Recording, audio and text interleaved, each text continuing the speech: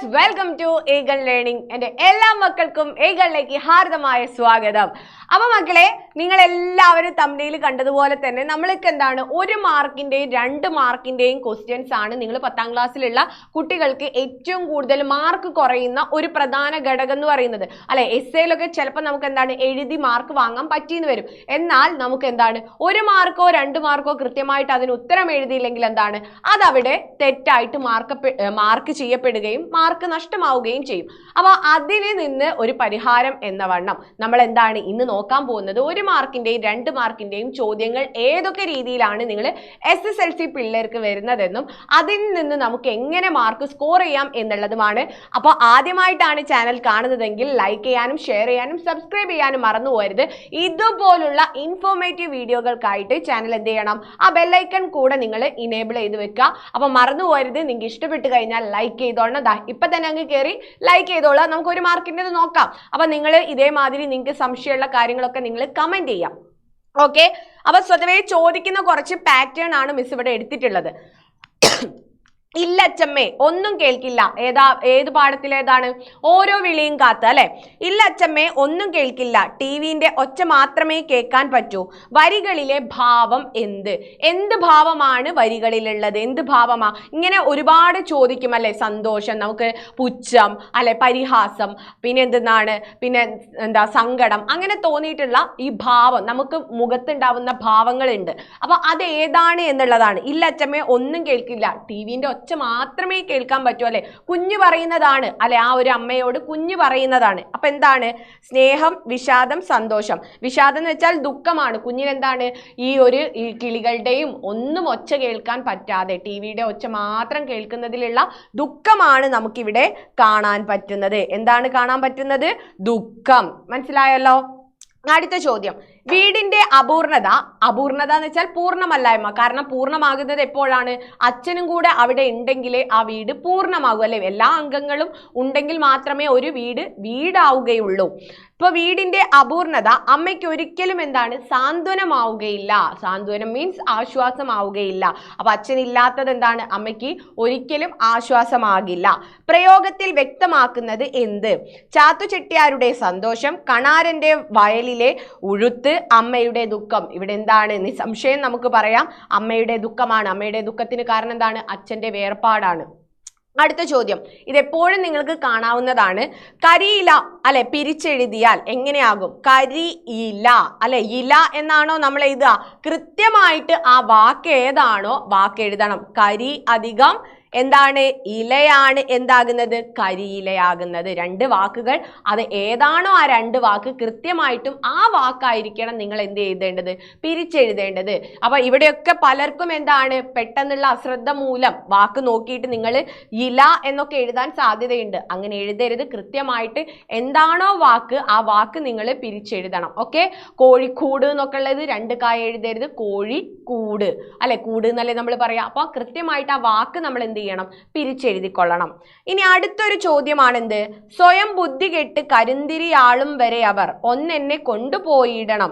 എവിടേക്ക് കൊണ്ടുപോകാനാണ് അമ്മ ശല്യപ്പെടുത്തിയിരുന്നത്? എങ്ങോട്ടായിരുന്നു അമ്മ എന്നെ കൊണ്ടുപോകണം മോനെ, എനിക്കൊന്ന് കാണണം എന്ന് ആഗ്രഹിച്ചത് ആരെയായിരുന്നു? ദേവിയെയാണ് അല്ലെ. ആ കോവിലിലായിരുന്നു അമ്മ കൊണ്ടുപോകണം എന്ന് ശഠിച്ചത്. ഓർമ്മയില്ലേ? അമ്മ തൊട്ടില് ആദ്യം എവിടേക്കായിരുന്നു കൊണ്ടുപോകുന്നത്? തെരുവിലേക്ക്, പിന്നീട് ആശുപത്രിയിലേക്ക്, പിന്നീട് വിദ്യാലയത്തിലേക്ക്, അവസാനം മകന് ഓർമ്മ വരുന്നത് അമ്മയുടെ ആ ഓർമ്മശക്തി നഷ്ടപ്പെടുന്നത് വരെ അമ്മ കൊണ്ടുപോകണമെന്ന് ആഗ്രഹിച്ച ആ കോവിലാണ്. അപ്പൊ ഇവിടെ ഏതാണ് ഉത്തരം? കോവിലിൽ. ഓക്കെ, ഇനി അടുത്ത ചോദ്യം, മാതൃക പോലെ എഴുതുക. എന്താണ്? മരക്കൊമ്പ്. ഇവിടെ കണ്ടോ, കൃത്യമായിട്ട് ആ വാക്കാണ് പിരിച്ചെഴുതിയത്. കൊമ്പ് എന്ന് ഇവിടെ വന്നോ? ഇല്ല.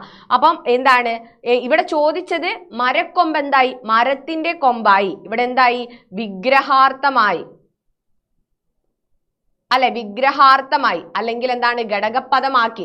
അപ്പോൾ ആ വാക്ക് ഇവ തമ്മിലുള്ള മരം കൊമ്പ് തമ്മിലുള്ള ബന്ധം എന്താന്നുള്ളതാണ് ഇവിടെ പിരിച്ചെഴുതിയത് അല്ലെ. എന്താണ് ഇവിടെ എത്ര വാക്കുണ്ട്? 2 വാക്ക്. ഏതൊക്കെയാണ്? മരം അധികം കൊമ്പ്. അത് തമ്മിലുള്ള ബന്ധം എന്താണ്? മരത്തിന്റെ കൊമ്പാണ് മരക്കൊമ്പ് അല്ലെ. അതുപോലെ തന്നെ തെരുവു പട്ടി.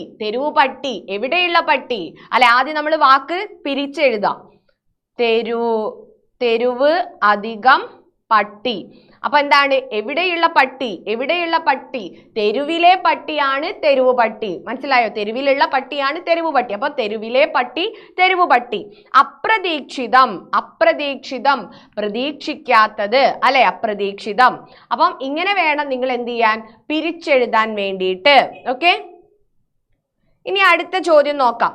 മൂപ്പര് എങ്ങോട്ട് പോയി? മൂപ്പര് പോയി അല്ലെ. രണ്ട് വാക്കിലും എന്താണ് പോയി എന്നുള്ളത് ഉണ്ട് അല്ലെ. മൂപ്പര് എങ്ങോട്ട് പോയി അല്ലെ. മൂപ്പര് എങ്ങോട്ട് പോയി എന്ന് വെച്ചാൽ എന്താണ്? അതൊരു ചോദ്യമാണ്. എവിടെ പോയി എന്നുള്ളത് കൃത്യമായിട്ട് അതിന്റെ അർത്ഥം നിങ്ങൾ എഴുതിയാൽ മതി. ഇവിടെ ചോദ്യം എന്താണ്? പോയി എന്ന വാക്കിന് സംഭവിക്കുന്ന അർത്ഥ വ്യത്യാസം. അപ്പൊ നിങ്ങൾ ആദ്യത്തെ വരിയിൽ എഴുതുക മൂപ്പര് എങ്ങോട്ട് പോയി എന്നുള്ളതിലെ പോയി എന്താണ് ഉദ്ദേശിക്കുന്നത്? എവിടെ പോയി എന്നുള്ളൊരു ചോദ്യമാണ്, അറിയാൻ വേണ്ടിയിട്ട് ഒരു ചോദ്യം ചോദിക്കുന്നതാണ്. രണ്ടാമത്തേതിൽ മൂപ്പര് പോയി എന്ന് പറയുന്നതിൽ എന്താണ്? അദ്ദേഹം മരിച്ചുപോയി എന്നൊരു ധ്വനിയാണ് ആ ഒരു വാക്കിലുള്ളത് എന്ന് പറഞ്ഞ് കൃത്യമായിട്ട് അർത്ഥം നിങ്ങൾ എഴുതുക. ഓക്കെ, ഇനി അടുത്തൊരു ചോദ്യമാണ്, എപ്പോഴും വരുന്നതാണ്. എന്ത്? അർത്ഥവ്യത്യാസം വരാതെ ലഘുവാക്യങ്ങളാക്കുക. ലഘുവാക്യം എന്ന് വെച്ചാൽ എന്താണ്? രണ്ട് വാക്യങ്ങളാക്കണം, ചെറിയതായിട്ടുള്ള രണ്ട് വാക്യം. അപ്പൊ വലിയൊരു വാക്യമാണിത്, അതിനെ നമ്മളോട് സ്പ്ലിറ്റ് ചെയ്ത് രണ്ട് ചെറിയ ആശയങ്ങൾ ഉൾക്കൊള്ളുന്ന എന്താ പറയുക സെന്റൻസ് ആക്കാനാണ് പറഞ്ഞിട്ടുള്ളത്, വാക്യമാക്കാനാണ് പറഞ്ഞിട്ടുള്ളത്. ഇവിടെ നോക്കിയേ, അപ്പനും മകനും പരസ്പരം കെട്ടിപ്പിടിച്ച ആ കാഴ്ച നോക്കി നിന്ന് ചിരുത ആനന്ദിച്ചു. അപ്പൊ എന്തൊക്കെ ആശയം ഇവിടെ ഉണ്ട്? അപ്പനും മകനും കെട്ടിപ്പിടിച്ച ആ കാഴ്ച കണ്ട് ചിരുത ആനന്ദിച്ചു എന്നാ. അപ്പൊ നമുക്ക് എങ്ങനെയാക്കാം?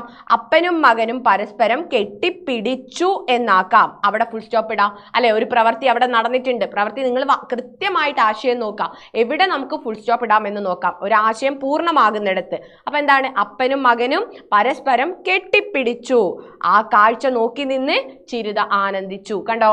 അപ്പം കൃത്യമായിട്ട് എവിടെ നമുക്ക് ഫുൾ സ്റ്റോപ്പ് ഇടാം എന്ന് നിങ്ങൾ ആലോചിക്കുക, ആശയം മനസ്സിലേക്ക് എടുക്കുക. ആ ഒരു ആശയം അല്ലെ, കൃത്യമായിട്ട് രണ്ട് ആശയങ്ങൾ എന്തായാലും ഉണ്ടാകും, അതിൽ ഒരാശയം എവിടെയാണോ പൂർണ്ണമാകുന്നത് അവിടെ നിങ്ങൾ സ്പ്ലിറ്റ് ചെയ്യുക. ഓക്കെ, അങ്ങനെ നിങ്ങൾ എന്ത് ചെയ്യുക? ഈ രീതിക്ക് ചോദ്യം അറ്റൻഡ് ചെയ്യുകയാണെങ്കിൽ 1 മാർക്കും 2 മാർക്കും അല്ലെ നിങ്ങൾക്ക് നിസാരമായിട്ട് എന്താണ് മാർക്ക് സ്കോർ ചെയ്യാവുന്നതേ ഉള്ളൂ. അപ്പോൾ നല്ല രീതിക്ക് ഇതേപോലുള്ള ക്വസ്റ്റ്യൻസ് ഒക്കെ കണ്ടു കഴിഞ്ഞാൽ വർക്കൗട്ട് ചെയ്ത് നോക്കുക. ഇത് നിങ്ങൾക്ക് ഉപകാരപ്രദമായി എന്ന് വിചാരിക്കുന്നു. അപ്പോൾ ഉപകാരപ്രദമായെങ്കിൽ നിങ്ങൾ എന്ത് ചെയ്യണം? വീഡിയോ ലൈക്ക് ചെയ്യണം, ഷെയർ ചെയ്യണം. എല്ലാവർക്കും ഉപകാരപ്പെടട്ടെ.